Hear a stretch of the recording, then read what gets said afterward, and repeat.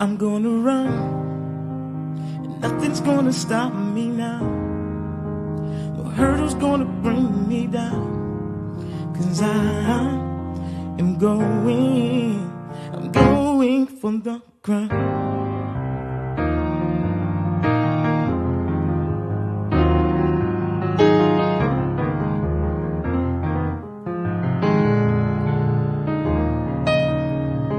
Let me tell you here, I'm looking for something. It's not down here, it must be up above. I've been running all my life for a prize that's worth it. Not satisfied by what this world offers. It rusts and fades.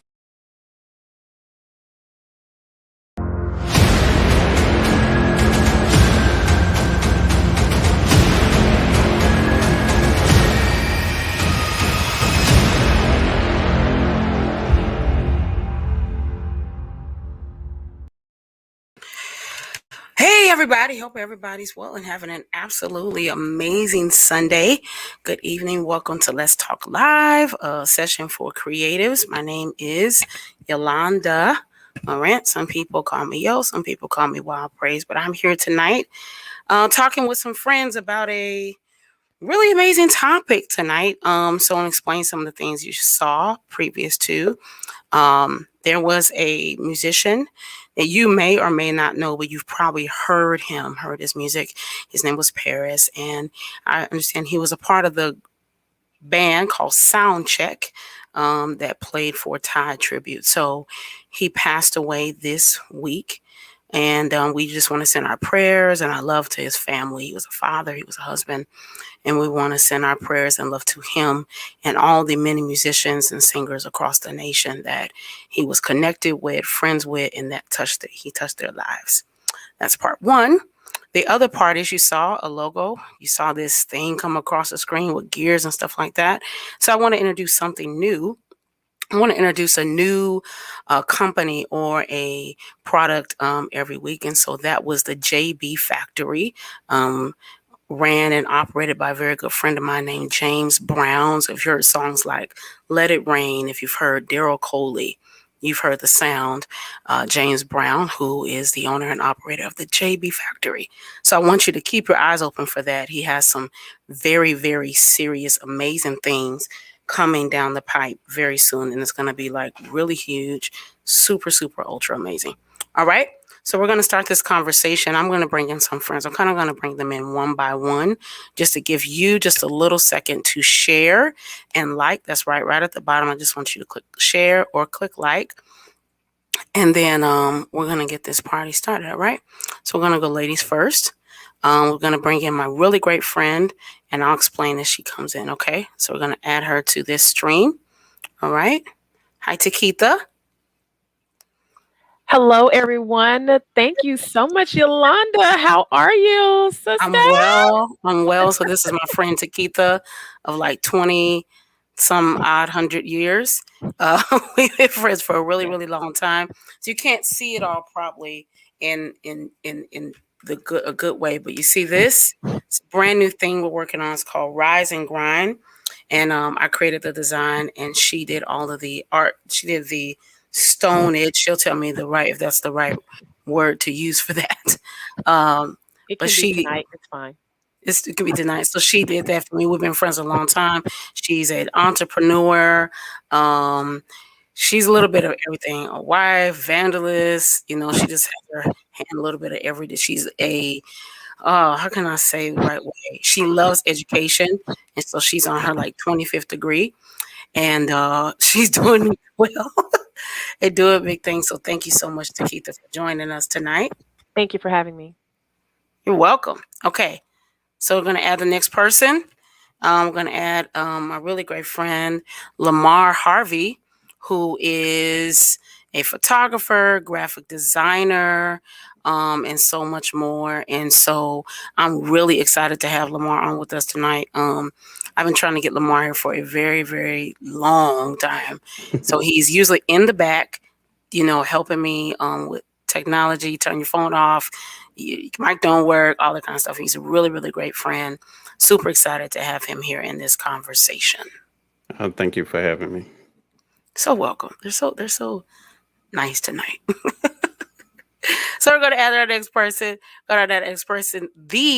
Yes, ladies and gentlemen, the boss himself, Demetrius Toll Free of Freedom Radio. If you've heard me talk anything about Freedom Radio, this is the man. He's behind it all. Happy anniversary to Freedom Radio of 10 years. And so this is none other than Demetrius Toll Free. Yes, Yolanda. Hey, glad to be here tonight. Glad to be on your show. I'm not used to being on this side of the platform, but excited about it nonetheless. All right. And listen, and he can sing Heaven Down. Okay. Just want to be clear about that. Amen. All right. Last but not least, we have a very good friend of mine. I'll bring him in as well, Mr. Kevin Kelly. And so this is Kevin Kelly. Out of everybody, I probably have known him maybe in Takitha, maybe running neck and neck. I met Kevin a long time ago. And so, yeah, he plays a lot of different roles as well. Musician, engineer, producer, a lot of stuff. So I'm really excited to have him a part of this conversation. Well, thank you so much for having me. I'm glad to be here with you all. All right. So I'm going to just go down the pipe real fast so we can get to this very interesting conversation. I want to go down the pipe. Tell people who you are. Maybe list one of your companies. For most of you have multiple companies. And then I want to talk about why I came into this conversation. So I'll start with ladies first, Takitha. Well, again, good evening. Thank you all for having me, Yolanda. And it's so good to be here with my brothers and sister to share on this platform this evening. I am excited about it and just so happy to always be able to share and glean, also learn from such brilliant minds in the industry and across a plethora of different things, just a myriad of talent here. Personally, it's difficult for me to speak about myself, but you asked. I am an executive director of Working the Dash, and that is my own personal company, and just some other things. I also own Glorious Glitz Rhinestone T-shirt company, and I also work in corporate America. So I'm an entrepreneur, but I also work corporate America, and again, very big on education. So consistently learning, doing things in that realm as well. But I'm very happy to be here again. Tonight is my night to learn. So thank you for having me again, Yolanda.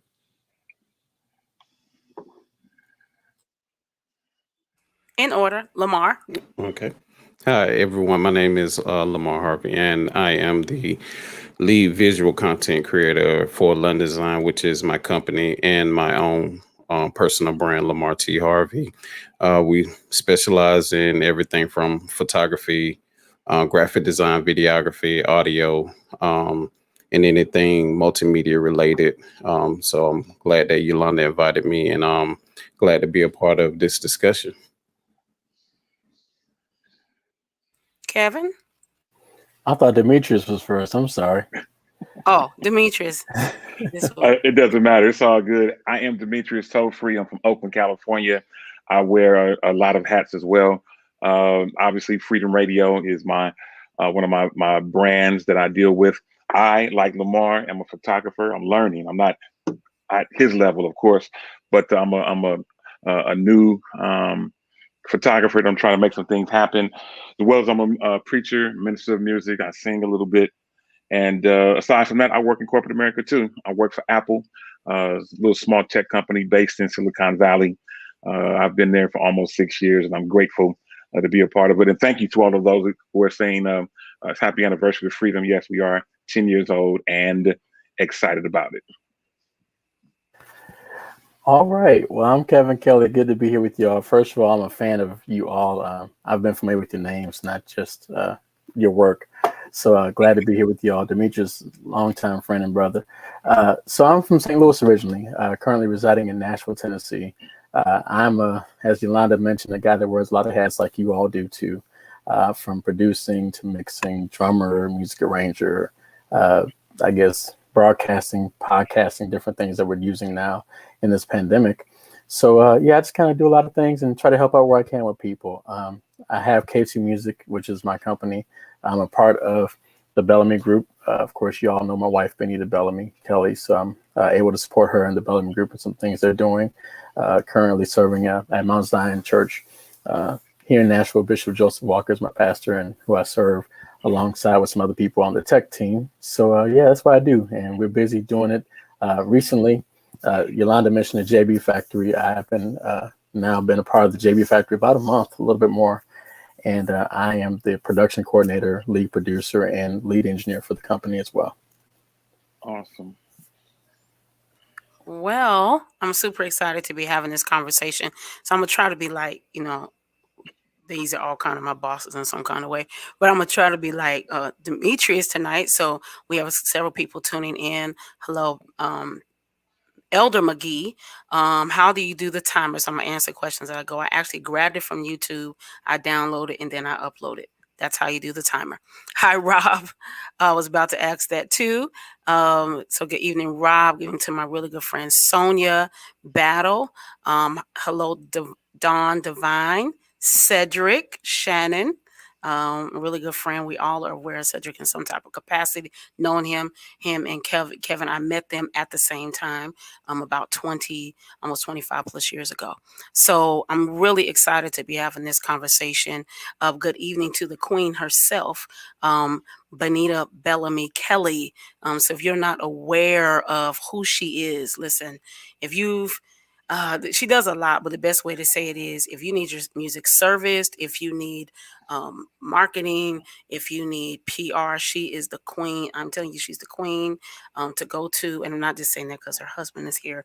I'm saying because she does excellent work. Her name is seamless and it's just amazing. I hope I'm getting all my brownie points because I'm going to need them, Bonita. So she's amazing and I absolutely love her. So good evening. Hello, Miss Clark. Hello, Ms. Clark. She tunes in with us on Freedom. And hello, Bishop. Hello, Bishop. So, okay, let's start this conversation. So about a week or so ago, maybe about 2 weeks or so ago, Takitha and I were having a conversation and we dove off into technology and she actually informed me. And so I said, oh, she calls me sister. She's the only person that has those rights. Amen. So she said, sister, the church is 20 years behind. And I said, no.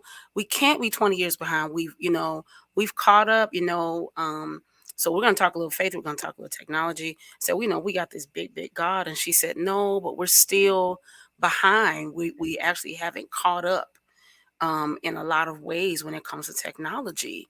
And in that moment, I got this idea that Pastor Dan, who's not on tonight, always say, Yolanda, you get these ideas, go with it. And I got the idea of the church and technology. And I said, maybe we need to start having this conversation. So then within that day or two, Lamar Harvey, I talk to almost every day.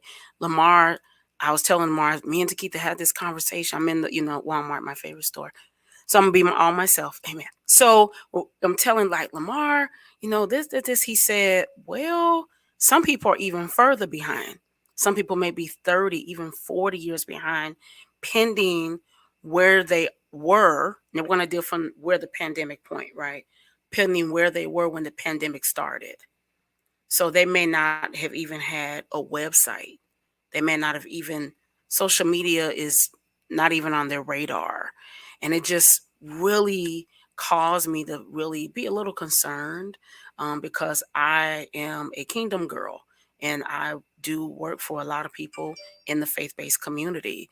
And so I'm trying to figure out, how do we catch up? What do we do? So I thought about these people who've been a part of my life for a long time.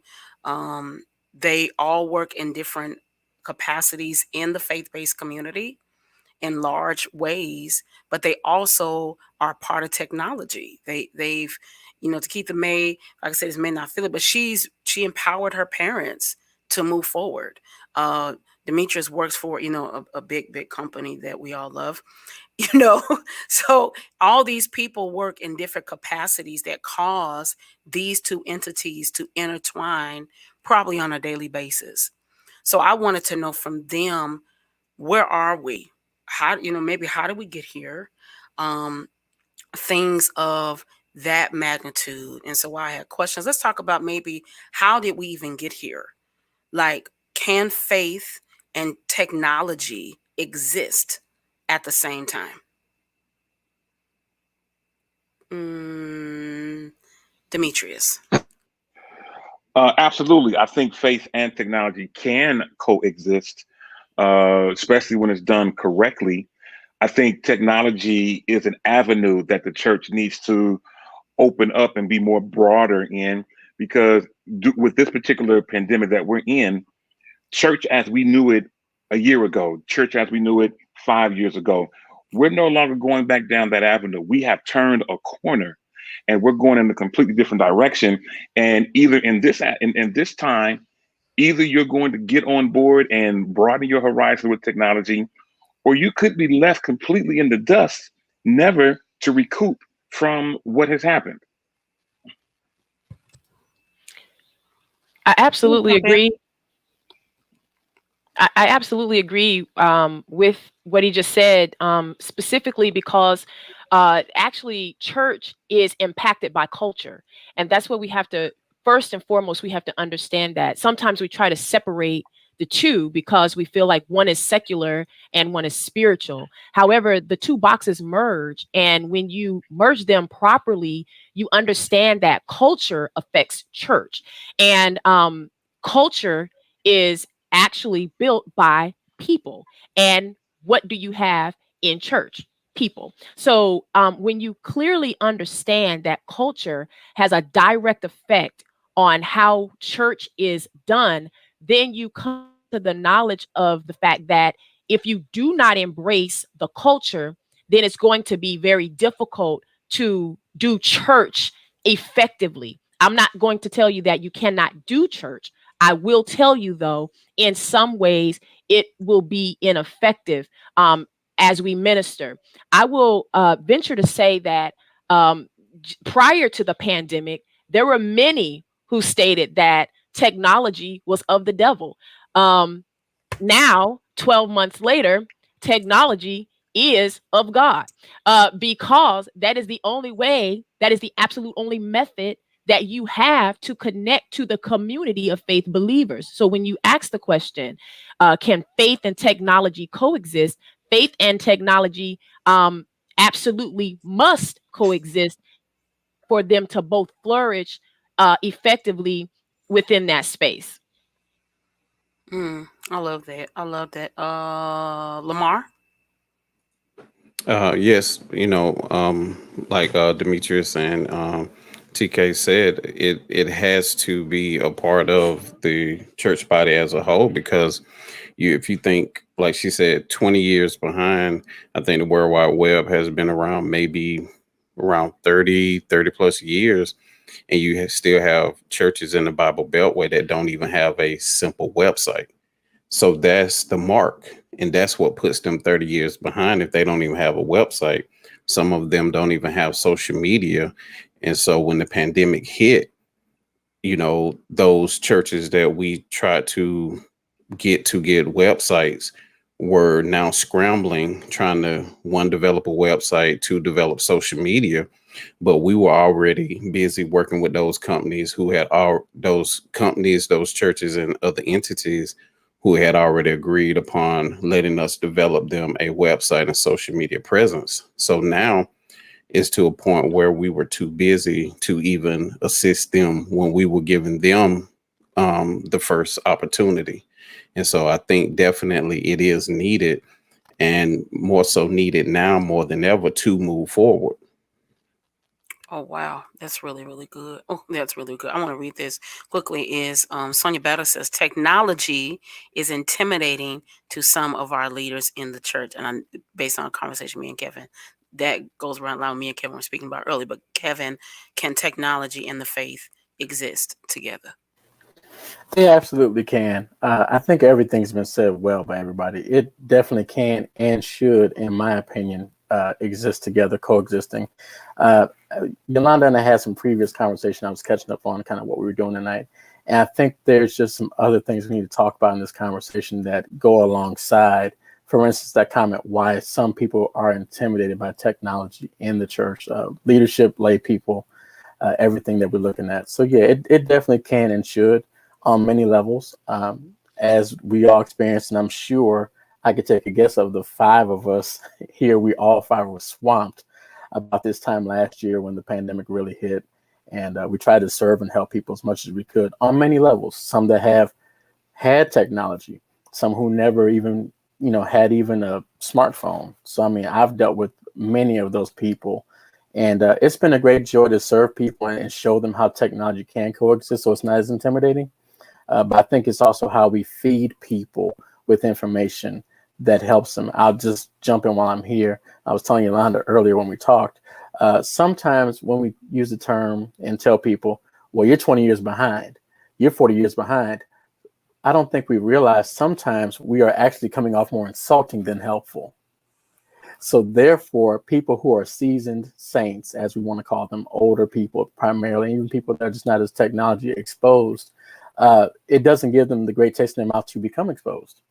And so I think we have to serve people where they are and show them the benefit of how technology can help them where they are, because some people don't have the goals, to be honest with you, to be up on technology. They don't have that goal, depending upon what church you serve. And I don't want to go too far, but I've served people who are in the Baptist church from a denominational standpoint, progressive churches. I've served some that are in AME and even some Catholic dioceses. And, some things that we depend on technology for, like we have to be progressive, we have to get the offering in, they're not worried about that. They're funded by a body.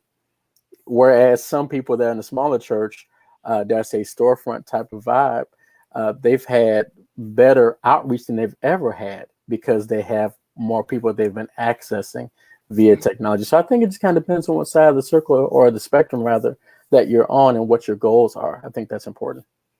Wow.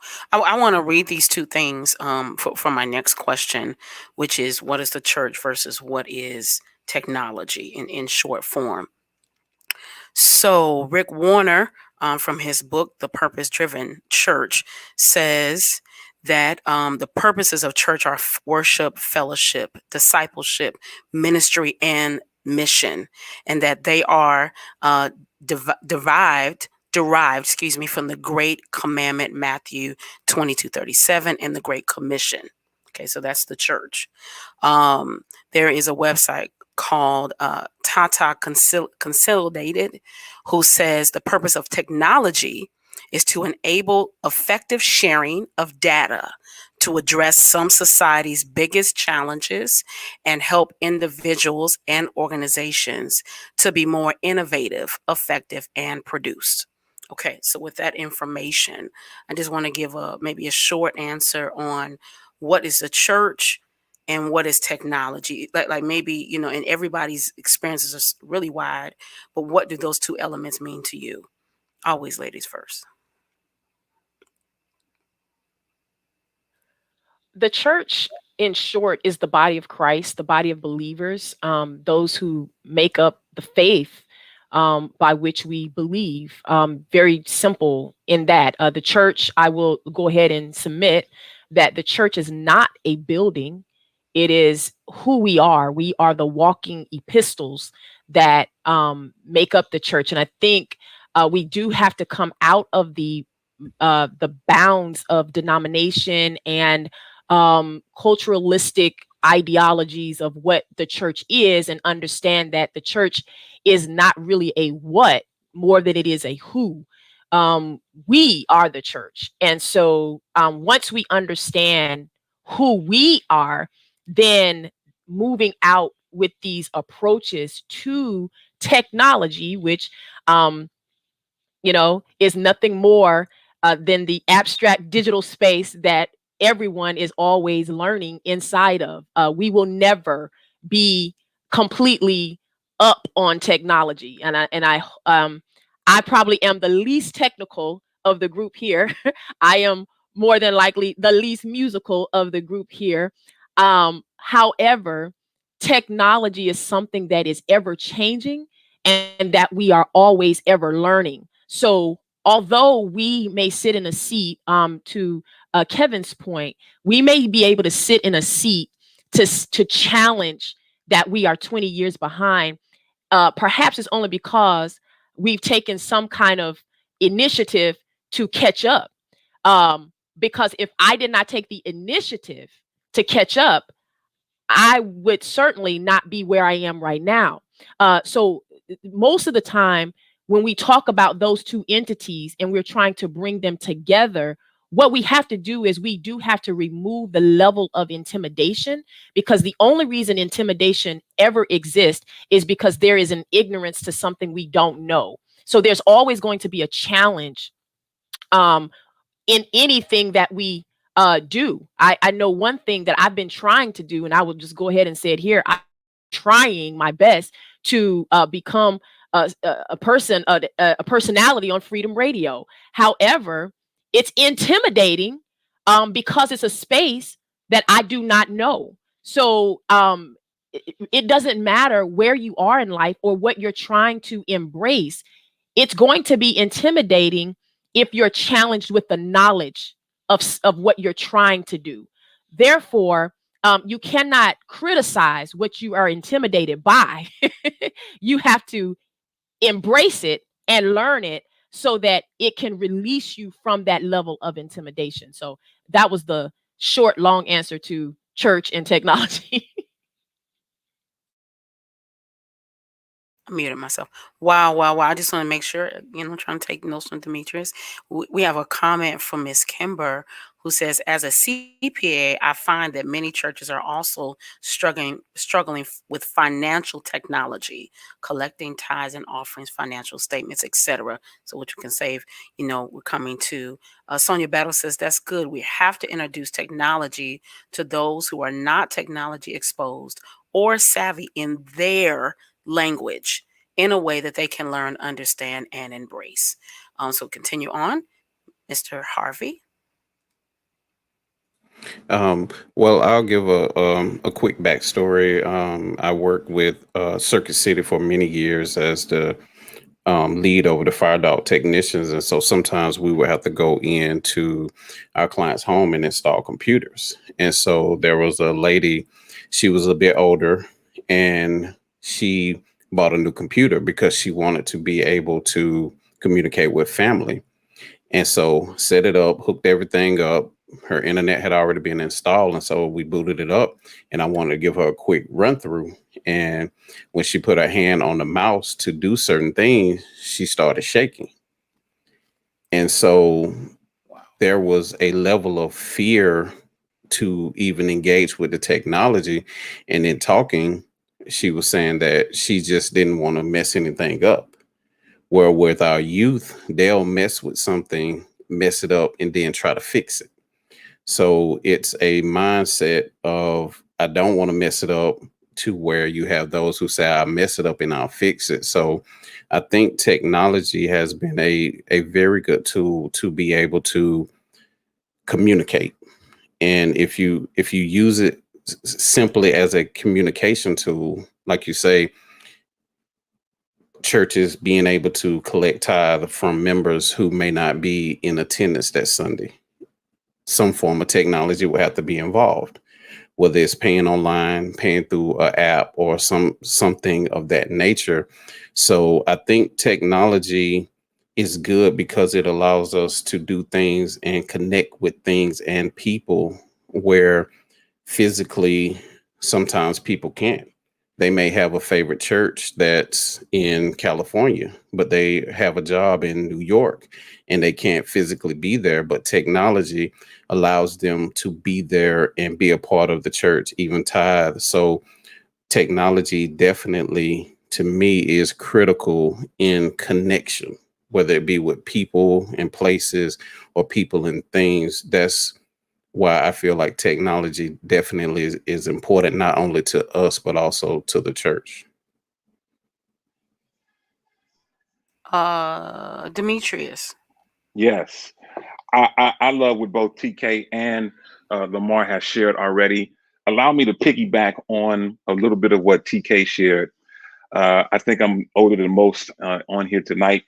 And I grew up in that time period where if we didn't understand it, or if it didn't make sense, it was of the devil and it had to be rebuked. So, I grew up in that time period, but it doesn't necessarily mean that that was the right way to go about it.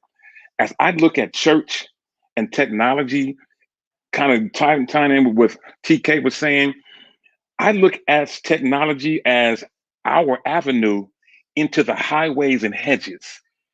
I'm going to say that one more time.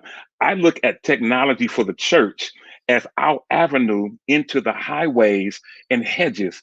It gives us an easier way, a better way, a technical way for us to be able to reach people that we could not normally reach. As Lamar was just talking about, technology now can give us a better way to reach people that can't come to church every Sunday, people who are sick and shut in.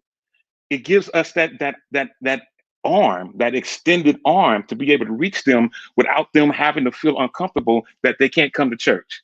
So it gives us a way to still be able to reach the masses, still be able to minister to people that we probably would not have seen. We're reaching people now that would never walk into our churches. We're reaching people now that would never dot our door, as my mama would say. They would never dot the door of the church. But now, because of this technical avenue, it's giving us this way, whether it's through singing, whether it's through praise dance, whether it's through the preached word, whatever it may be, whether it's us now using videos to now grasp people, is giving us ways and options to reach people that we've never had before.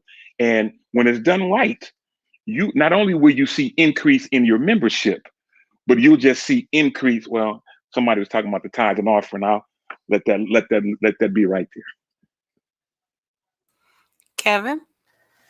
You know what? I think it's been said well by everybody. I agree with everybody. I just think the church definitely is, of course, the body of Christ, as TK said. We happen to meet in church buildings that we sanctify as temples to be where we gather to worship and fellowship. I do think technology should be a vehicle and or option to help spread the gospel of Jesus Christ further. And everything that we're doing in the church, we should still be doing. That's one thing that I've from this whole pandemic, if your church stopped, it was by choice. I would dare say the church is still alive, and we just had other methods and means to display the gospel of Jesus Christ and the things that we do as a church for the community and now the world. Yolanda, may I please interject something there? Absolutely. There are a lot of us who are just comfortable in a space as well, and I want to address that simply because I just shared a very transparent moment. Being that I would love to venture off into something that I've never ventured off into. Sometimes when you're comfortable in a space, and I discussed even with Yolanda, I said, hey, listen, I'm more comfortable coming on and speaking to people. My questions were, what if I can't build an audience, or what if I can't connect with people I don't see? What's going to happen if my numbers are not there? So the fear factor will allow you to rely on comfortability. And so moving into a space of technology is sometimes not necessarily that they don't want to. It's more of the fact that you're comfortable with where you are, not because you don't want to learn anything new, but because it works for you. Like, I understand, like, this space works for me. It works for me to be able to come on and physically speak to people. Whereas if someone said pre-record a radio show and send it out and hope that you get listeners, that's an uncomfortable space for me. Can I do it? Absolutely. Am I comfortable doing it? Absolutely not. And the only reason I'm using myself is simply because I want to be very clear that, again, we're all in a space where we have to learn. None of us have reached a pinnacle or a magnitude of height to say that we totally understand everything that's happening in this space. We have to be very truthful. We have to be very honest, and we have to be very transparent, and dealing with those who are comfortable and helping them to come out of that space of comfortability to raise the level of their expectation where you are. It helps. And then, as Kevin stated, and we're going to let you go first because you just keep saying we've all said something good. We're going to let you go first next time. Basically, no, what Kevin has said, basically really resonates with me because he's stating, you know, we have to work where we are. You have to work with what works for you. And a lot of times, as Kevin stated in the comments, you know, we see crosses rising up off of the screen. We see all of this magic happening at a what we call a mega church. And I would venture to say everyone now has a mega church. Everybody who's on social media, you have a mega church, because social media is global. It is not, although we want to make it denominational, it is global. We have church friends on social media, but social media is global. So everyone has a mega church. Everyone has the ability to reach someone, as Demetrius put it. But the thing about it is that we see all of this stuff spinning and swirling, and we're saying, oh man, I need to go get a $4,000 camera, or I can't afford those resources, so it's either do or die. It's not that. Do you have a cell phone? Do you have someone who can for an hour in service? Do you have $20 to buy a tripod? What do you have? What can you work with? If you can get that into, you know, if that's the approach we can take with people, just what can you work with? Jesus, and I'm not going to preach a sermon because I'm not here to get a Cash App out. You already there. You are already there. Go ahead on top. Lord have mercy. All I want to say is that Jesus never took anyone he called outside of their element. He used them in their element. No one asked Peter to be a carpenter. No one asked Jesus to fish. In fact, they questioned Jesus and said, how is it that you can tell me to fish when this is my profession? All you do, Jesus, is build houses. All you do, Jesus, with Joseph, is go pick out wood. Y'all are carpenters. I'm a master fisherman. I've already toiled in this area. Why? How are you telling me to drop another net when I've already done it? This is my profession. My point to that is Jesus never took anyone out of their element. He allowed them to work with what was in their hands. If we take the approach of technology in the church to say, hey, what is it that you have? I'm not asking you to spend resources. What can you use? What young person, listen to me and listen at me well. What young person now that's sitting on their phone anyway, can you say, this is going to be your job? You are the social media ambassador of 123 Anywhere Church. You are the social media ambassador. I'm going to give you a Chick-fil-A gift card to create our website, to create our Facebook page, to sit here in church and record. What do you have in your hands? That's where we have to get when we talk about church and technology. $4,000 cameras are great. Lights, camera, action, beautiful. Do you have a cell phone? Amen. Please, and please be prepared to stand to give your offering at this time. So I want to shout out to Greg from this area, who also does sound engineer. Really, really great guy. He said it's about knowing, which falls straight in line with what Takitha just said. It's about knowing your niche and finding your audience. Someone else, he also said, the playing field has been leveled over the past year. Lamar following in saying social media has definitely leveled the playing field as it pertains to visibility. And I want to read something that Cedric says. Now, listen, when Cedric talks, it's usually very profound, amen, unless we're laughing, amen. So he says, as it relates to the church, the mission never changes, but the methods do. The main people who have the problem with the technology and the church marrying are people who are married, who married a method. I'll read that part again. The main people who would have a problem with the technology and the church marrying are people who married a method, got stuck, got entangled, committed to, most times never fulfilling the mission to begin with.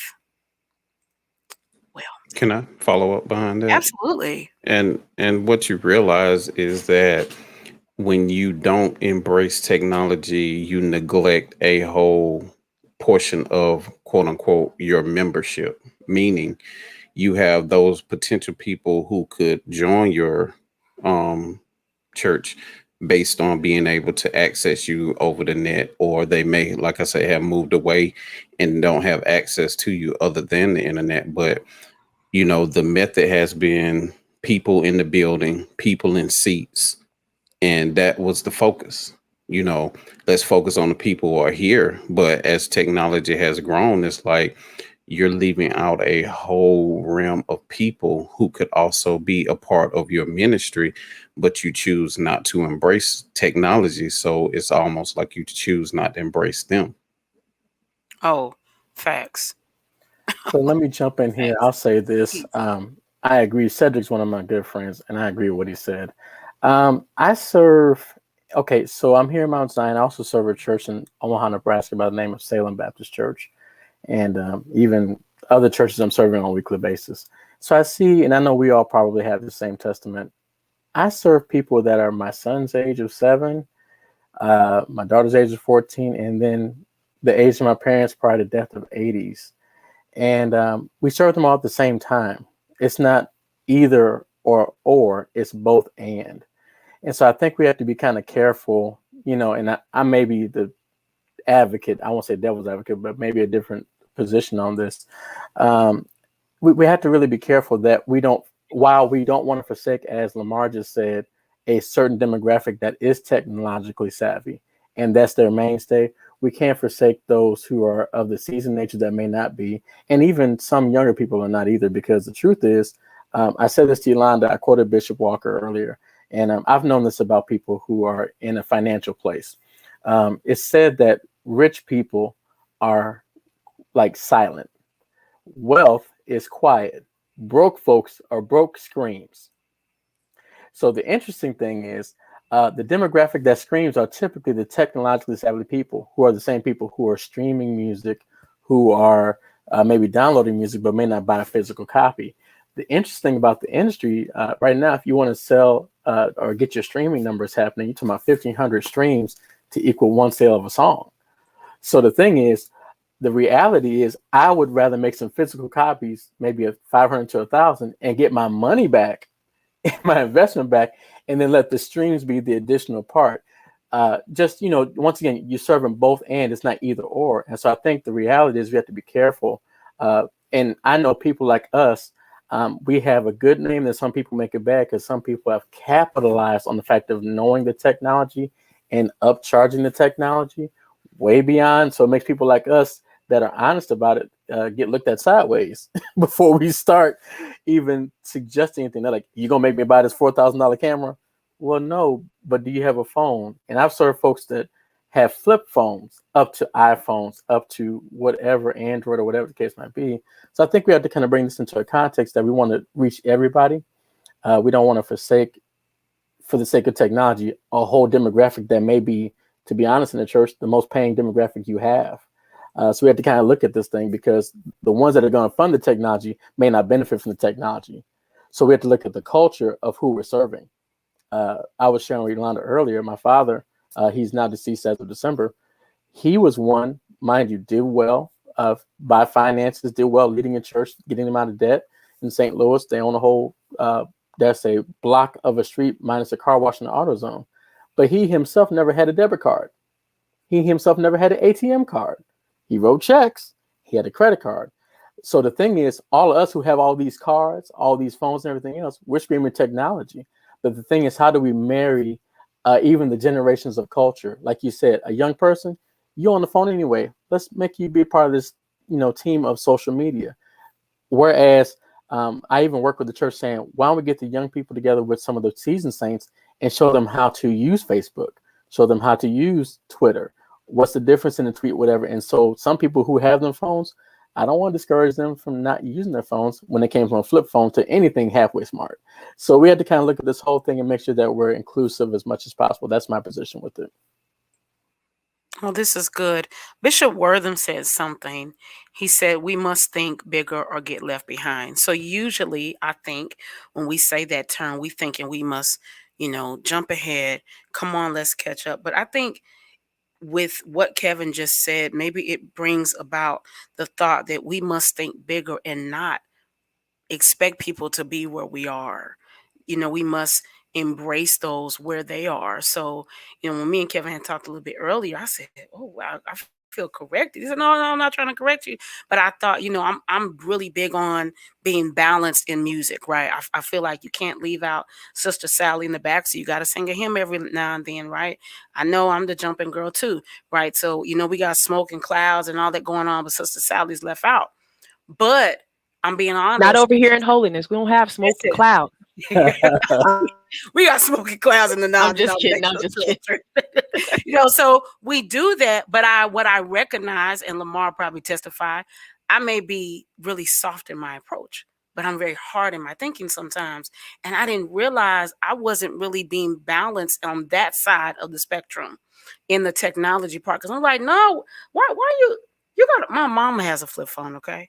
So I'm like, Mom, let's get you, girl, come on, but when I was talking to Kevin earlier, I realized he said, but no. And he and I know he talked about my mom having a flip phone, right? But when he helped me understand, some people just want the phone to ring, right? They just want to take the call. They're not interested in all the apps. All of us are smartphone users, and smartphones are not perfect. And so there's updating in the middle of the day. You got phone, you got a little water here, so you can't charge it. There's a lot of things that happen. My mom can charge her phone and it lasts for 2 days, whereas my phone doesn't do that, right? So I do agree we have to be a little bit more graceful in our thinking, so we can be sure that we're growing together. Cedric also noted in, when you're passionate about the mission, you want to share it everywhere you can. You stretch for it, you grow.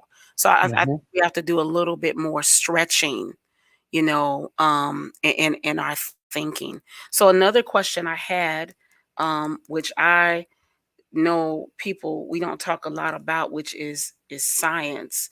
And so I just want to see these two all to go together. Does the church reject technology because they reject science?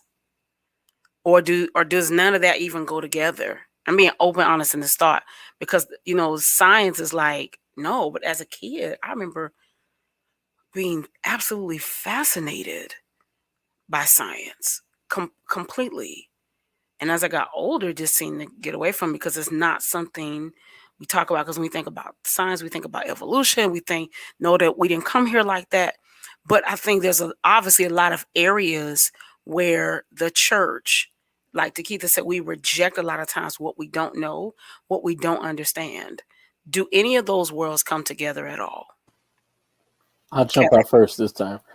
So Takesha, I don't know if people relate it that way. I'm not saying that they don't. I think the bigger thing right now with technology in the church, especially talking about this year of pandemic and so on and so forth, Pastor Selwyn Backus, I'll quote him from Omaha.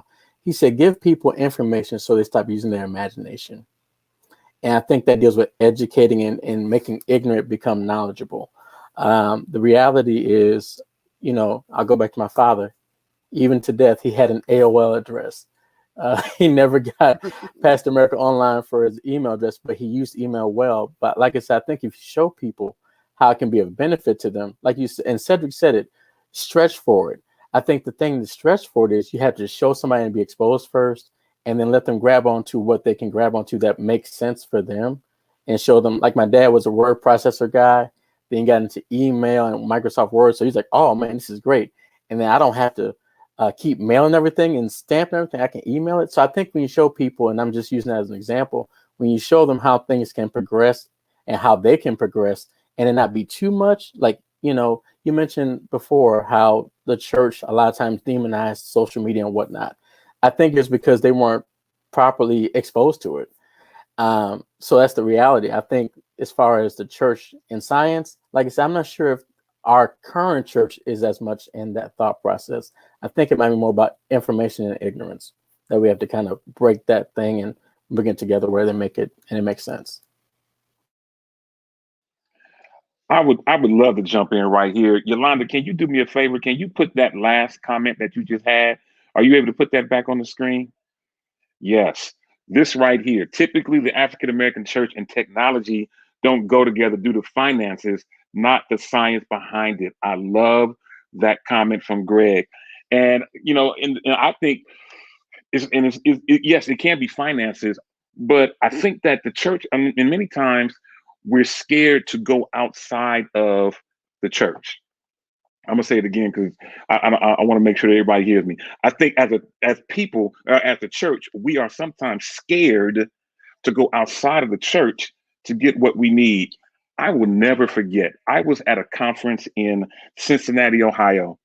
Donald Lawrence was the clinician, and he told a testimony about how, you know, church folks think that everything that we need to be successful is always in the church. That's not always the case. He said, and I may be misquoting this somewhat or a little bit, but and it was the I Hear Music in the Air conference, and the young man said uh, he wanted to be the best musical director that he could be, and for him to do that, he had to go outside of the church and find the best musical director he could find to learn from and glean from in order for him to better hone in on his craft. For him to be the best music director or whatever he was trying to be at that point, he couldn't get it in the church. He had to go outside of the church. And I think he ended up hanging around somebody, somehow ended up being Stephanie Mills, I believe, musical director at some point, if I'm telling the story right from how I heard it. And it was from him attaching to something secular, not demon possessed, just something outside of the church in the avenue that he was trying to go down. He was able to glean from, he was able to learn from, and be able to financially become the best that he could be. I think sometimes we in the church, we're scared to find somebody that knows how to do sound correct. There's nothing wrong with going outside the church and bringing someone in to, even if you just hired them for a month to train the people that you have, which is usually volunteers, because we want people to volunteer to do everything in the church, but we don't give them no training. We just, hey, you know what? You look like you can count money. We're going to put you on the trustee board. Well, whoa, wait a minute, hold on. I think if we, as a church, I'm no pastor, but I think if we as the church start learning how to glean from people who are professionals at what they do, bring these type of great professionals in, have them train our people to hone in on what it is that we need them to hone in on, whether it's technology in terms of videoing, and if it's photography, if it's whatever. I'll use photography as my example. I'm a hush.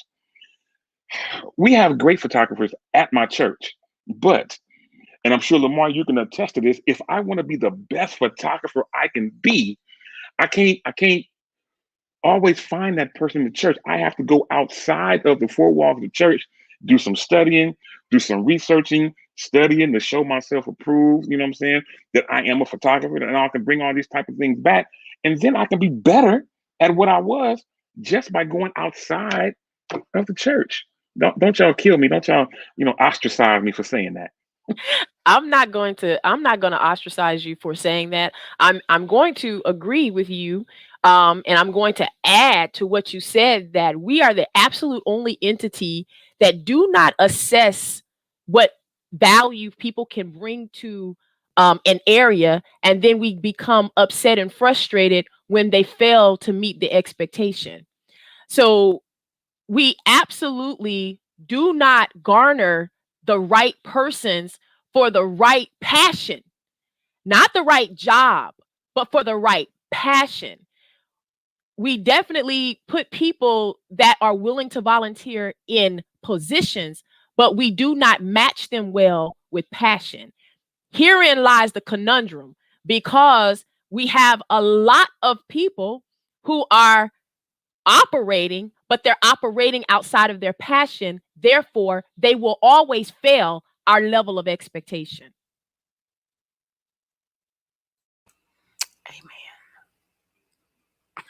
Amen. I want to, okay. So, Greg says something. I'm going to say this. I'm going to walk away. If you look at gospel music, the top engineers aren't even in or of our community. I definitely agree. I think we have a tendency a lot of times to not look beyond the four walls as we say we're supposed to do. Now this can turn another way, but I think we get stuck in our ways, as Cedric said, our methods, and then we don't really maximize. Sorry, it was downloading. We don't really maximize the potential of the God we serve. So we say that God is enormous and he's bigger than life and bigger than anything we can imagine. But I don't know if we always walk that. I don't know if we actually believe that, because if we did, we would notice that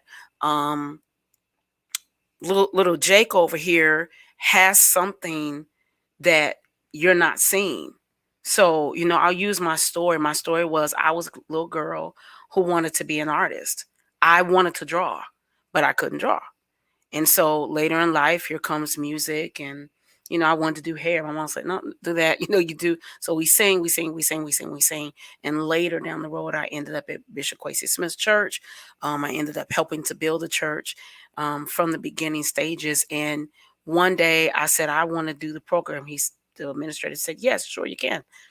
And what I love about that part of my story, I'm learning to love all of it. But what I love about that story or that season in my life is that he pushed me tirelessly.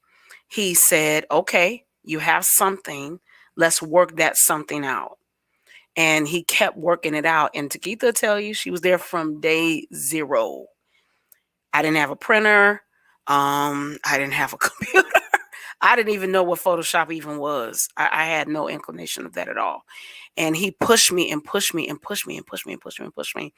And no matter how bad it was, he never let me quit. Now, what does that have to do with this? Because years later, when he wasn't sure if he wanted to still move in that part of his life, I said, "But you, Bishop, you have to do it, because you have to stay and you have to keep going, because there's some little girl in your church who's like me. And she has a passion, but she doesn't know, or he doesn't know, they don't know how to get to it. Maybe it's not graphics. Maybe it's engineering. Maybe it's comedy. Maybe it's, because I think we limit things to this small little box. And again, God is so much bigger. Maybe it's an eye for photography. There's a story Bishop Bloomer tells about his daughter, little kids play in the toilet. But he realized his daughter was made to create perfume, but didn't realize that at that time. So I think a lot of times, as Demetrius says, everyone has said, a lot of times we overlook the people who are right there. And we put people in the wrong space. We have a really bad habit of putting Sister Sally in the choir when she definitely belongs in the greeting ministry. So I think we have to do a better job of recognizing where people's passions are. So we can keep going. Lamar. Yolanda, I want to. Yeah. Oh, I'm Yes, sorry. go Go ahead, Lamar. No, Go ahead. no. You go ahead. No, I just wanted to interject about the season that we are in right now. We've always been in a season of learning, and we've always been in a season of accepting knowledge. That's just something we've always been in that season. But this is the season of self-investment. There's almost absolutely nothing that YouTube University cannot tell you. We have to be willing to do self-investment, and which is going to allow us to grow. A lot of times what we don't do is that we don't have gracefulness in our thinking, so we don't have gracefulness in our approach. It's either we know it or we don't know it. When we have the tools and the resources, and I am the one person, because I grew up in a small church, we operated on little to no budget, but yet we were fully productive with Christmas pageants and Easter pageants. And even coming up in a small church, you took what you had, you understood, here's a piece of cardboard and here's some cotton. You're going to have a sheep in this stable. It's not going to be a real one like the big church have, but you're going to have a sheep. You're going to have a full massive production, and to do it in excellence. And if we take on that attitude, and we have the season of growth and the season of I need to add value in my space. I need to appreciate where I am, not give myself a pat on the back, but I need to add value to that. Like a home that's built in 1980, if a home right now erects in 2021, that home that's that was built in 1980 is going to automatically have some level of appreciation to it because something of value has been added to the neighborhood. So the question we have to ask is, what are you adding to the neighborhood? Who's in your neighborhood? Mr. Rogers asked the question, who are the people in your neighborhood? And you have to be able to embrace that and understand that we have to not always have the mentality of free. We have to remove the R in some cases, and we have to just have the mentality of fee. Some things are going to come with an assessment. There are going to be some things that are going to be attached, and we just have it really bad in this community of believers that we're always supposed to get it for free. The only person who paid it all was Jesus. And even salvation comes with a cost. The anointing is pricey. It's what I carry, it costs me something. My alabaster box, it's worth something. It cost me something. So what I'm saying is we have to kind of we have to shift our mentality to not always thinking that just because Brother Lamar goes to our church that he's supposed to always I understand that he's a designer, that he's supposed to always design for us for free, or Brother Kelly is supposed to always produce for us for free. We have to come outside of that, and we have to lift ourselves and invest. We have to do some investment, self-investment, yes, and then there's going to be some investment that's going to come. That investment is going to come with an assessment.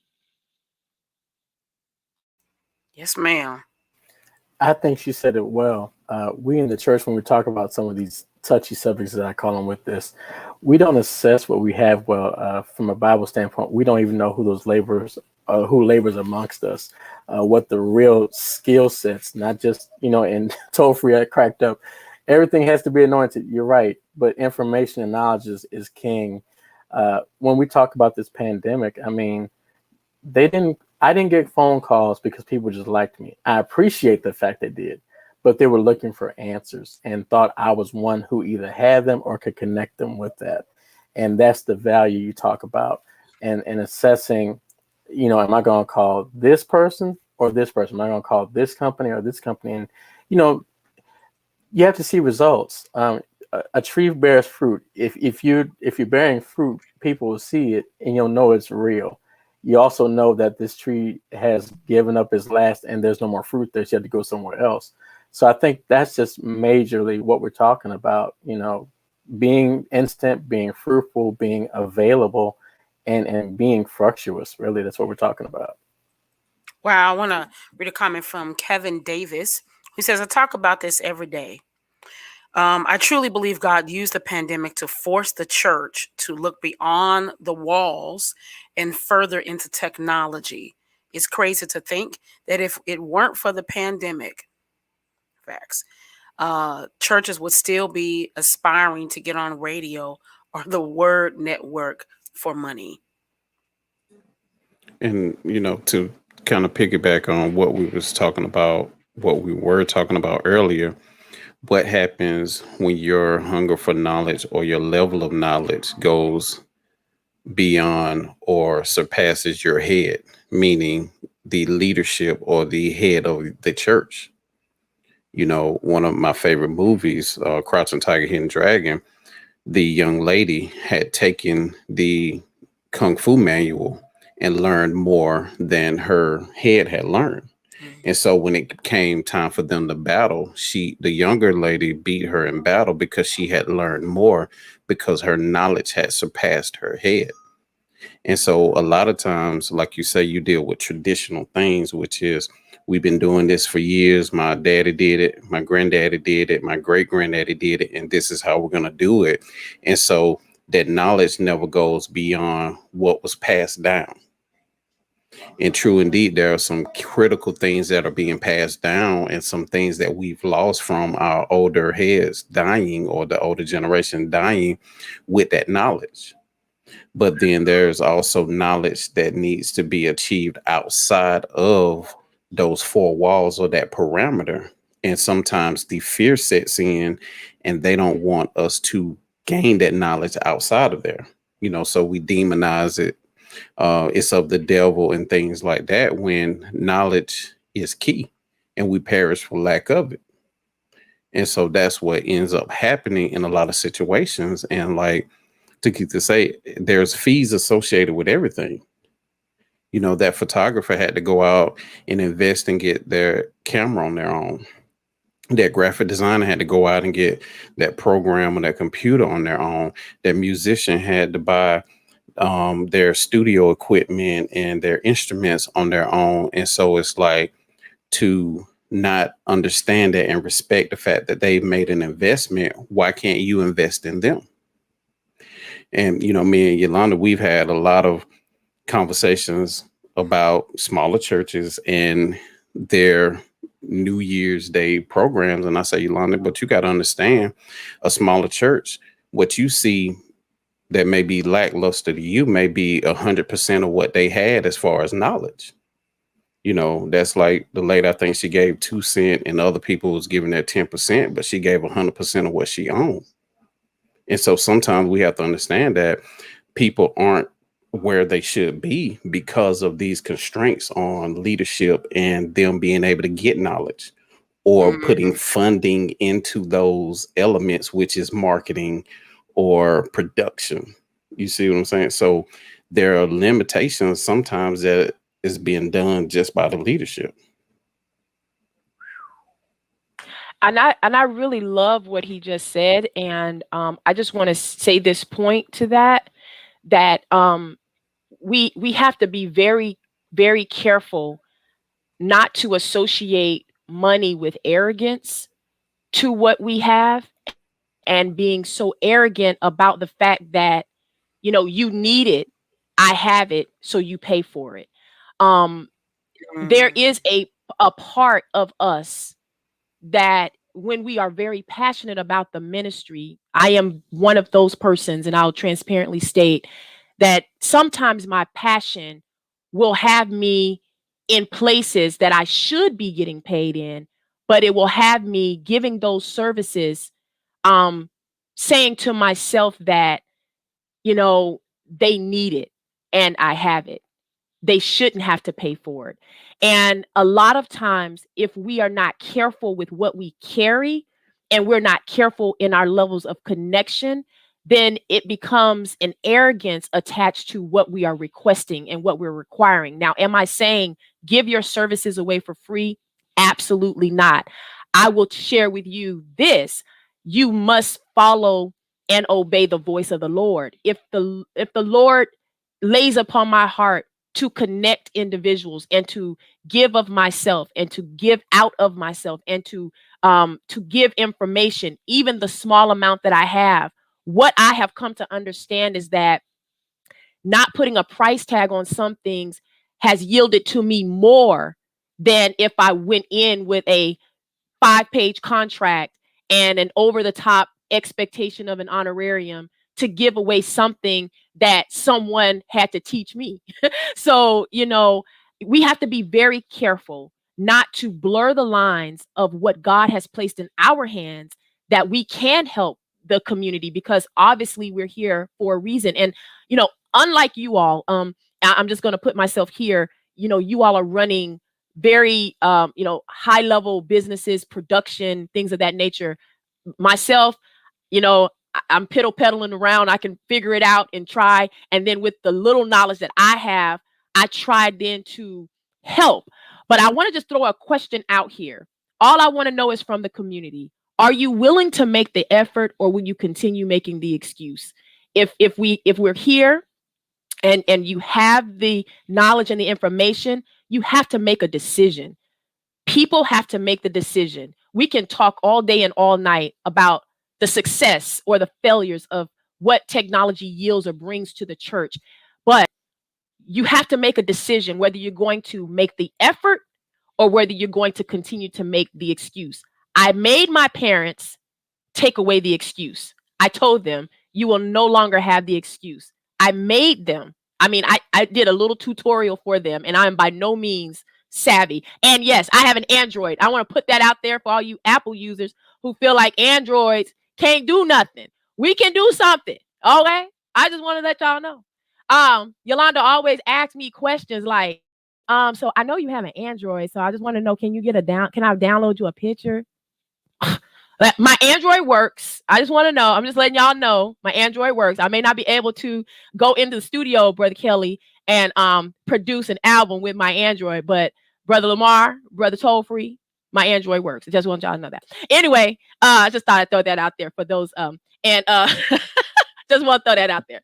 But yeah, I just wanted to tell you that. So that's really what I want to say. Let's just make the effort. Yolanda, allow me, if you would, to kind of piggyback on the incredible Takitha. She makes me laugh. It's okay to have an Android. And we still have room. I've made room. There will always be room for you at the Freedom Radio table. So don't ever think it's all good. I got you. Allow me just to say this. And, obviously I'm not trying to preach and anything like that because this ain't that time. But a famous preacher that I know told me and has told me time and time and time again. He said, son, if you always do what you've always done, you'll always get what you've always got. He summed it up by saying, he said, young man, nothing changes until something changes. Takitha, you gave your parents the way out for them to change their situation.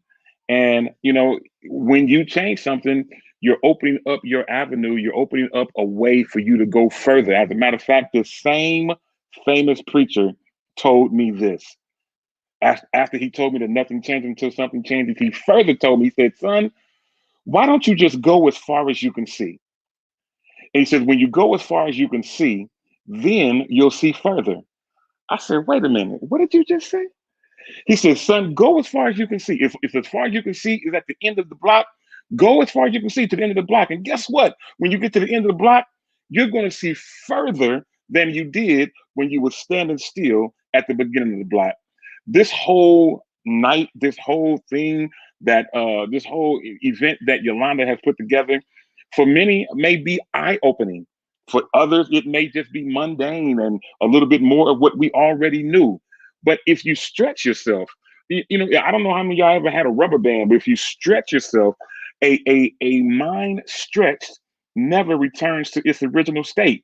So if this whole thing did nothing but stretch you just a tank, you're going to be now stretched further than you were when we first started. So Yolanda, I just want to take time just to say thank you, young lady, for letting the Lord lead you in this direction. I don't know how much further we're going to go, but the mere fact that you've opened up this avenue, opened up this door, opened up this conversation, I think is pointing us all in the right direction, a direction of change, a direction of stretching ourselves, and a direction of seeing further than we did before. Oh, thank you. I'm just trying to, little on me. I will say this. A lot of this is because of Lamar. Because I'll be like, I'm good. I don't want to. And he say, no, you have to be consistent. You have to keep going. So, why I always preach, be consistent, keep going. A lot of it is because I have good support like these, the individuals in front of me. So thank you so much. I think we should have uncomfortable conversations that we're not having, because I think if we don't, we're going to find ourselves in the cycles we've always been in. Technology. About 2 weeks ago, the short version, through technology, through Ancestry DNA, as I've shared with all these people here now. Kevin came into this knowledge today. I shared with Demetrius and all of that. And so through technology, through Ancestry.com, I was able to find my cousin, a young lady in Denver who I've sang with several times.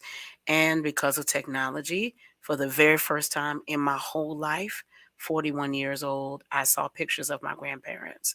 So for me, it's like when I talk about uncomfortable conversations, no one had ever talked to me about that. No one had ever, everybody was secrets. And that's a whole nother thing. But I say that because it was obviously it was an uncomfortable conversation for all the other parties. And so I think one thing we as the church, Lamar always tells me, you're not just talking to church people, you're talking to a lot of people. Let's just say this, even if you don't go, you're not a church attendee, right? You don't, that's not your thing. I just want to encourage us to have a conversation. Having a conversation can be life-changing. It can open up your world. It can change your life. It can, it can propel you into directions that you never thought you could go into. I've had conversations with all these people. They may not have always known it, but I'm sitting on the phone sometimes, a little, emotional, like, oh, Lamar gets me together probably on an everyday basis. And a lot of times it's because our thinking has been one-dimensional. It's been in this one space, and we feel like, no, that's the space I'm in. It's okay. But I just want to give you some food for thought. You're not going to get to where you want to go if you don't stretch your thinking. I agree. Some of our leaders, not all, don't necessarily encourage us to stretch our thinking. So that puts us in this space where social media is bad or this is not good. And then it doesn't help with the elderly. I don't like elderly, like seasoned saint, Sister Sally in the back, who doesn't really have any knowledge. She doesn't even have a computer. But if we don't have leaders who help us to stretch our thinking, it doesn't give her the opportunity to evolve. Sonia Battle said, sadly, some leaders won't allow knowledge and education in the church because of their pride, not wanting members to know more than what they know and learn beyond what they know, and their need to control everything. So with that being said, I don't want to take the hour, but I do want to pose this because everyone here is involved in music in some capacity. I will admit to you, when the pandemic started, as much as I'm for technology, I was terrified of going live from my home. It's the first time I've ever talked about this, but because I know there's some people watching who struggled with the same thing. And the thought I was, oh my God, I do not want to go live doing these streams from my house. And, people annihilate you on social media. They do all this and do that. So can we just, for a couple of minutes, just a couple, and then we'll end with prayer. If you have questions, please post them in the comment section. But I just want to hear from you all just a little bit about people who may be struggling. Like we talked a little bit about fear, but just overcoming that part of technology, because there's some people who've been around for a long time and they're, maybe very great in their gift, but they were afraid of approaching that side of social media, that side of broadcasting or streaming, getting your own green getting your own green screen, doing this and then saying, oh my God, there's no band, there's no singers. How do I do this by myself? Anybody can jump in. I can jump in right away and let you know that this has been a challenge for me as well. As much as I am a radio host, as much as I have everything that I needed to be successful during this time in terms of recording myself to send to people, it has been a challenge. I will say this because part of this I had never done before. I've never had to record myself singing and videoing at the same time, and then download the video, extract the audio, open up iMovie or something of that nature, and merge them things together. I wasn't doing that before this pandemic. So the pandemic, in a way, again, had to stretch me out of my comfort zone. And I found out something, Takitha, you can have this for free. I found out that comfortable people seldom do great things. I was comfortable doing what I was doing, just the behind the scenes, whatever it was, Call me to come sing the musical, cool. Call me to MC this. But when the pandemic hit and I had to do stuff I had never done, I was uncomfortable, Yolanda.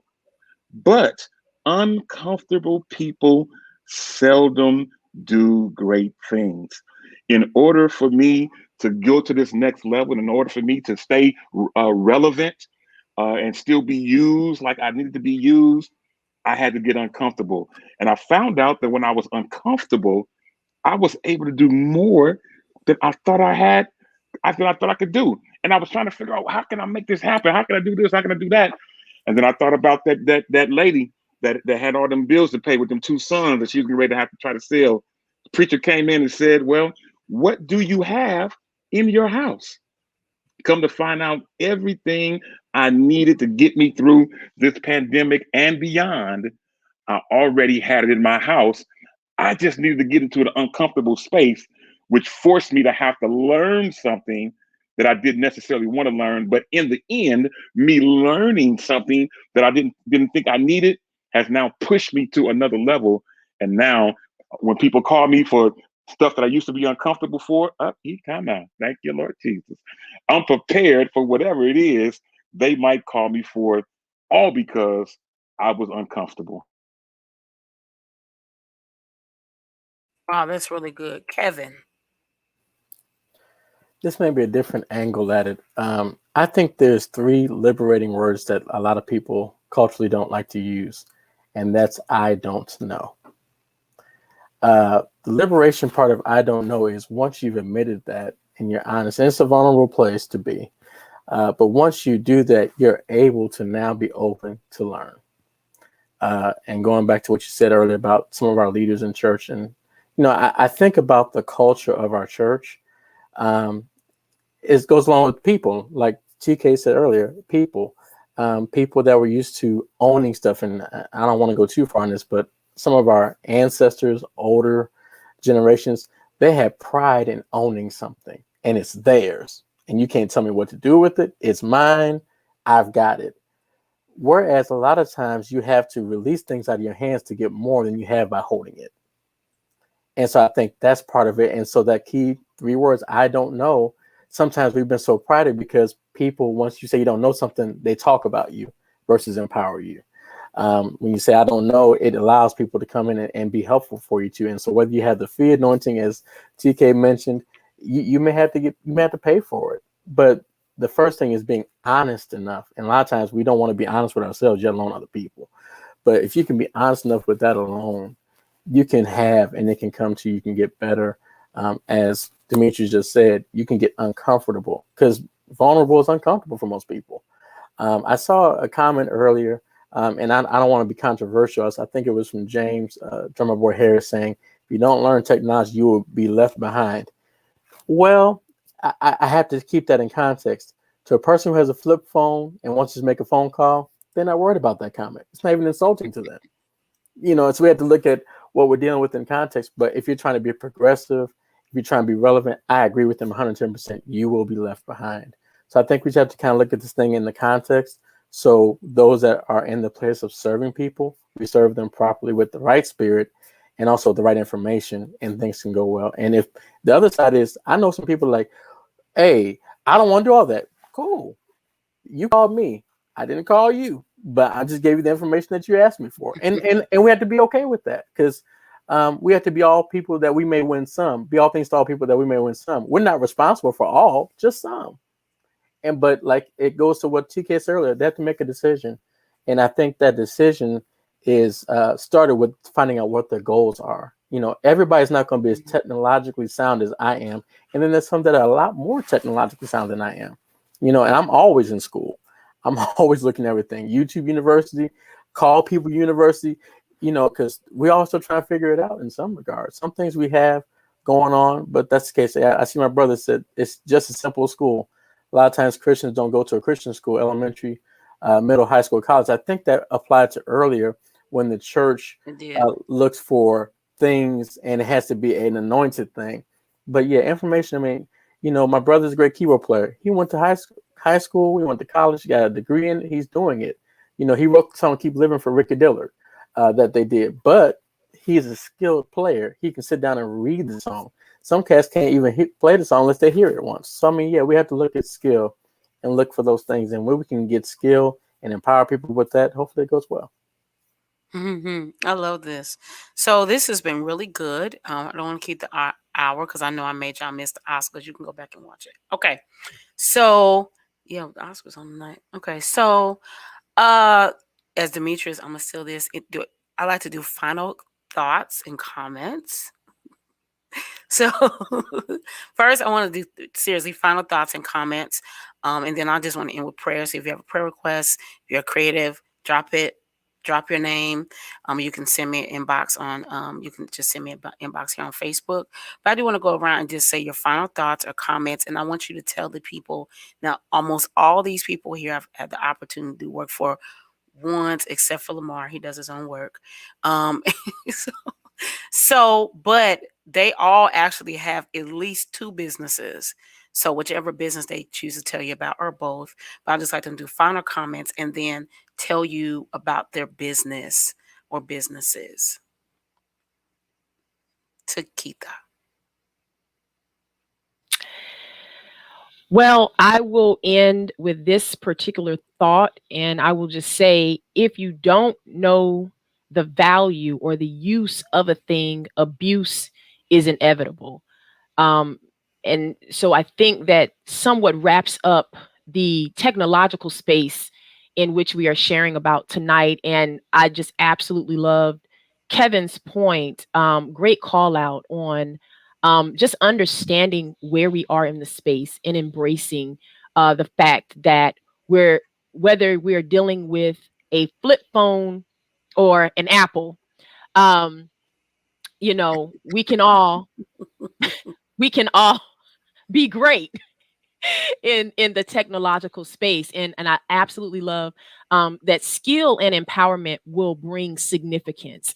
And so once we understand what skill sets we have, and we can assess those skills, and we can bring all of this together, we can empower one another, and that is what brings significance. It's not what I know versus what you know.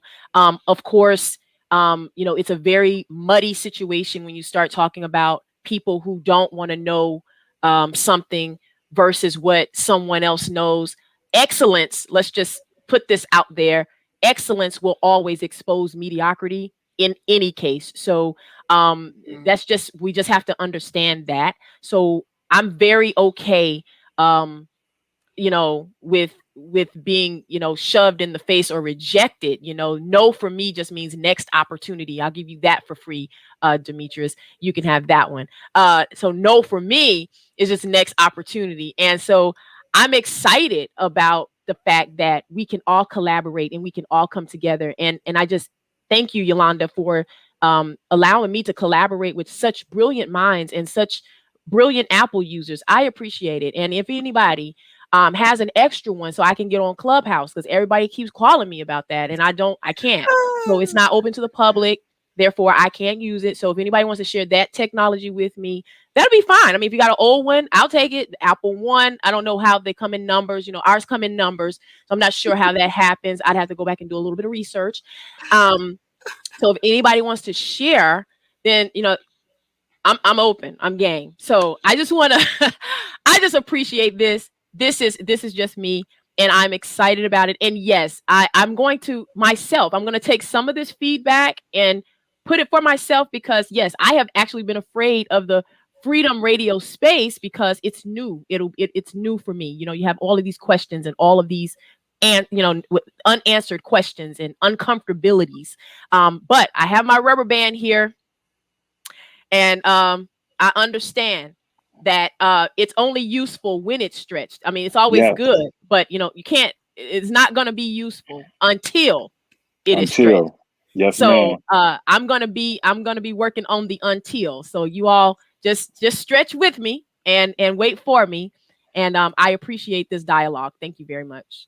And your business, or let me explain first. So she'll get me later. So there was a show, an amazing show called Living Color, and there was a sketch in Living Color of the Jamaican family, and they would come in and they would tell about all of their 18 jobs that they had a piece, and they come in real fast and they talk real fast, and then they say, "Oh yeah," they and then all of that, and then they scurry out. This is Takitha. She's always been like this since I've known her. She's always worked 2 jobs. She's always been to school. She's looking like, I can know this girl say, but this is her. But let me tell you why I say it, because I've always admired that about her. Her passion and desire to grow and move forward. And she calls me, and if her husband's listening, I didn't give her any ideas this week, so I'm not responsible for anything this week. But this girl will call me and say, Yolanda, I want to try this, or I want to try that. Okay.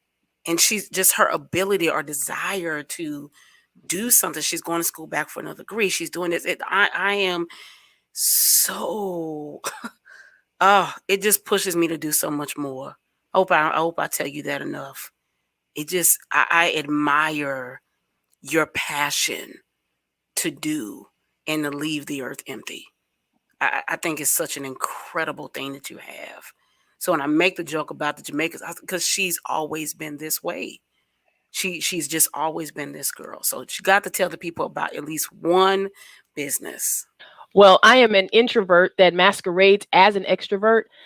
So those things that I do allows me to work in my space. So behind the scenes and just really helping to pour into others. So I learn to help others learn. And one thing about the businesses that I do have, they've always had to start from grassroots. They've always had to start from the ground up. And I always ask God, well, why do I always have to, why am I never given anything that's already in motion? And it's not always done. I'm an author, and I've authored 3 books. But my first one, I had to go through all of the trenches of trying to figure it out. And the Lord simply just shared with me that the reason why I go through the trenches of finding out information and not being, that's why I give it so freely, is because I've never been given the information. Y'all know how y'all do. You don't share the information. And so I've had to go through the trenches to change my trajectory. So the trenches is what that has already shaped my trajectory. So I understand the trench work.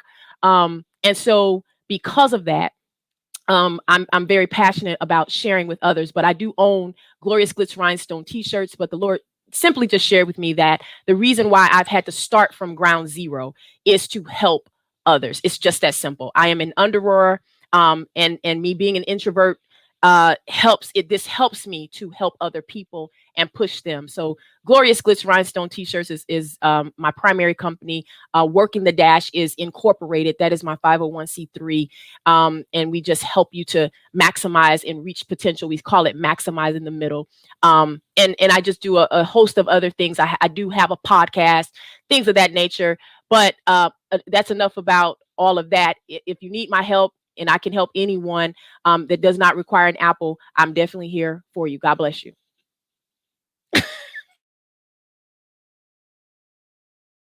Oh, amen.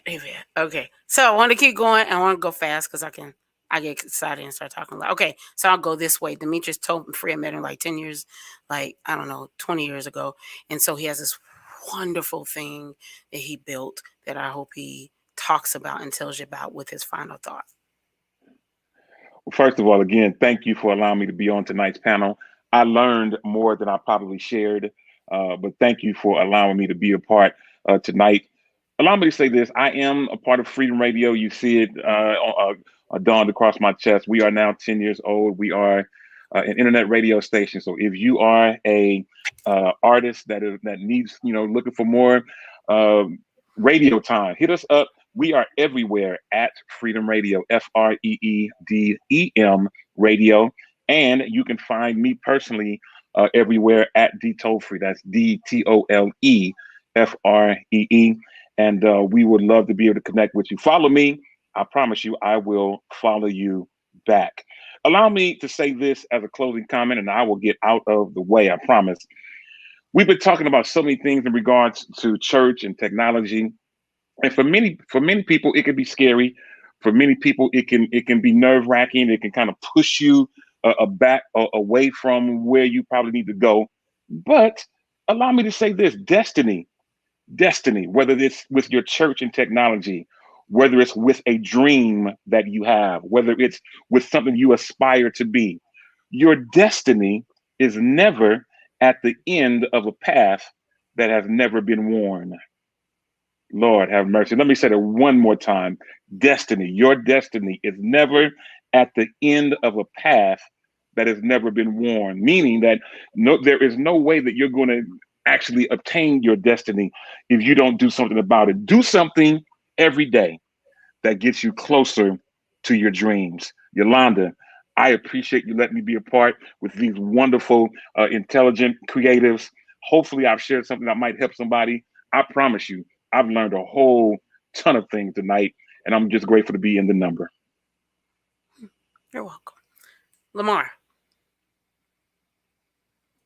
I thank Yolanda for allowing me to be a part of this discussion as well. And one of the biggest things that come to mind is growing pains. You take two words, one meant to be positive, growth, positive, pain, negative, but you put them together to signify a process, which growth is painful because it forces you to step out of your comfort zone, those areas of comfortability, in order to gain something that was previously not gained.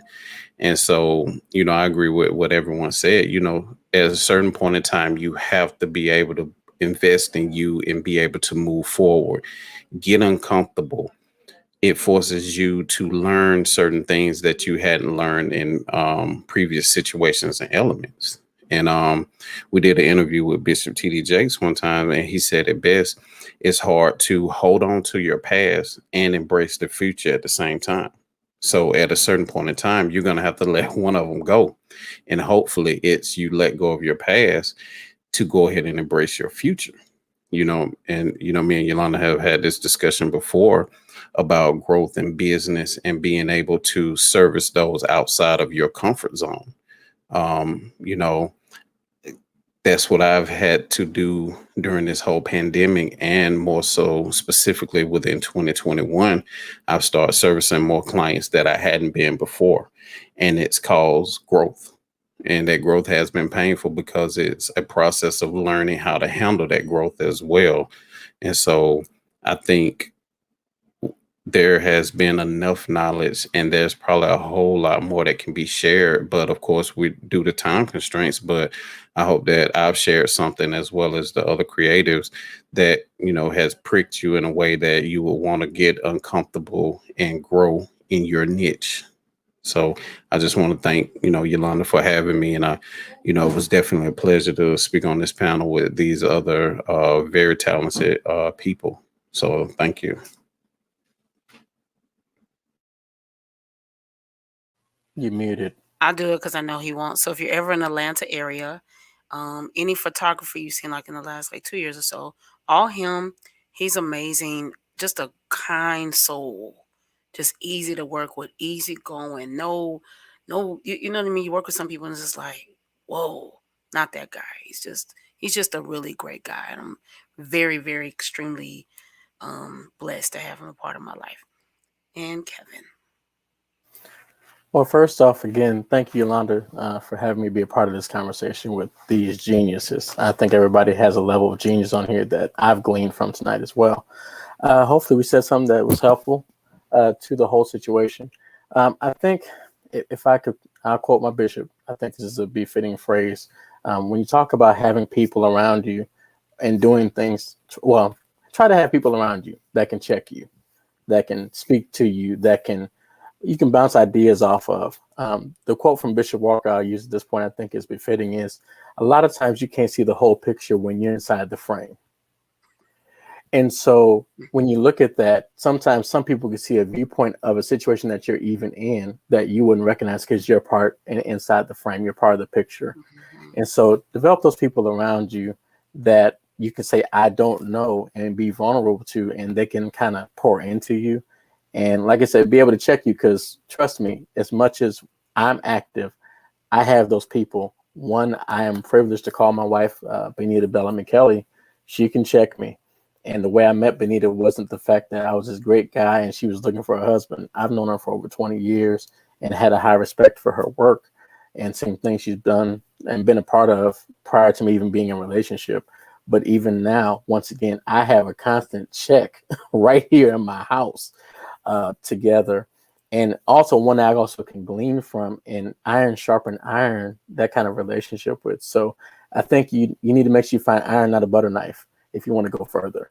But make sure you have some iron that can sharpen you and really take you further. And like I said, just try to get somebody that can see the whole picture beside you and walk alongside them and keep improving and keep doing what you can do. So thank you for letting me be a part tonight. Oh, always my pleasure. It's my honor. I think these are amazing people.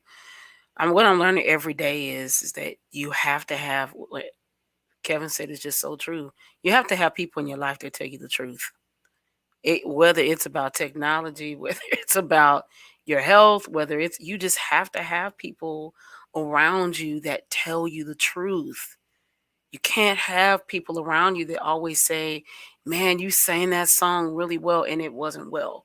And you knew it wasn't well. But you don't want people to just be honest. I don't think you really grow effectively that way.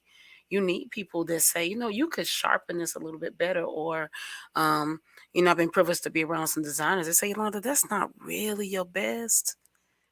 I think we have to be careful about, there are some people that will take whatever you give them. It doesn't matter how it looks. It doesn't matter how it sounds. It doesn't matter how you present it. They'll just take it because it's you. You have to be careful that you present that when you're around people that push you to your ultimate best. As Lamar said, your ultimate best is not always going to be joyous. Sometimes it's going to be a little painful, because it's like when you work out and you haven't worked out that muscle in a really long time, it hurts because it's doing something it hasn't done in a while. So it's going to be a little painful until it kind of gets its groove back. But as it gets its groove back, it's going to be a little bit easier, but you still got to do it. So I just want to encourage you, keep doing what you're doing, the way you do it. So I want to end, as I always do, with a prayer. And if I could have Demetrius pray, if he doesn't mind, for creators, just whichever way you're led. Again, thank you all for being here tonight. Thank you all for watching. I greatly appreciate you being here. It means a lot to me. I do these talks just because I want us to get better. That's my whole intent. And I just want people to know what they do. They're not alone in. So if you're a church, you're a pastor, you need help, all these people are qualified. No matter what stage you're at. But listen, you don't have to do it all in one day. You don't have to have the big screen up. You don't have to have the $5,000 system. You don't have to have an iPhone. You don't have to have whatever parts in one day. Okay. You can just take your time. So if you do it right. I'd rather you take your time and do it right than get all these massive things and still not be moving forward. So that being said, thank you so much for watching. I have Elder Demetrius pray. God, we thank you tonight for your goodness, your mercy. We thank you for the vision of this, our dear sister Yolanda. God, we thank you for each one of these creatives that are with me on the screen, as well as those who have been watching, as well as those that will rewatch this incredible night of conversation. God, we pray now that we would take these nuggets that we've learned and now apply it to our life, that we might be better, that we might get better, not just for our own personal growth, but that you might get the glory out of what we do. So God, I pray now that you would touch us, that you would favor us, that you would anoint us even through this. That God, that even that the things that we do, that not only that you get the glory, but we'll get someone to want to be more like you, that we will open that avenue and go into the highways and hedges through these avenues and compel men and women to be more like you, to create a relationship with you that is lasting and that will glean others to be on our side. God, I pray for each person that is watching, that is listening, that you would give us increase, that you would do these and other things. God, I decree these things to be done now. Well, it's in the mighty and matchless name of Jesus, our Christ, we pray. And everyone watching and listening, you can say, thank God and amen. Amen. Thank you for watching. Good night.